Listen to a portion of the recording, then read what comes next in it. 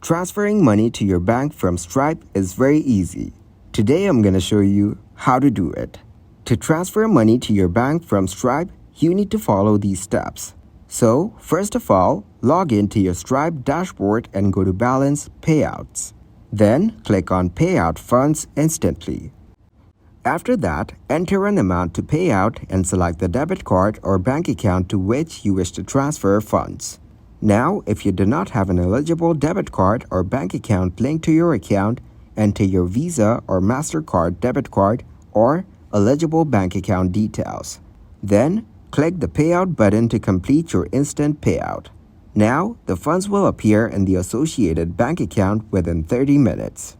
Keep an eye on your bank account to ensure that the transferred funds have arrived. Please note that Stripe may charge fees for processing payments, and these fees may be deducted from your transfers. Be sure to review Stripe's fee structure for more details. Additionally, the availability of specific features within your Stripe account, such as the ability to initiate payouts, may depend on your location, business type, and the specific Stripe services you use. If you have questions or need assistance with transfers, consider reaching out to Stripe's customer support or consulting Stripe's official documentation for guidance tailored to your situation.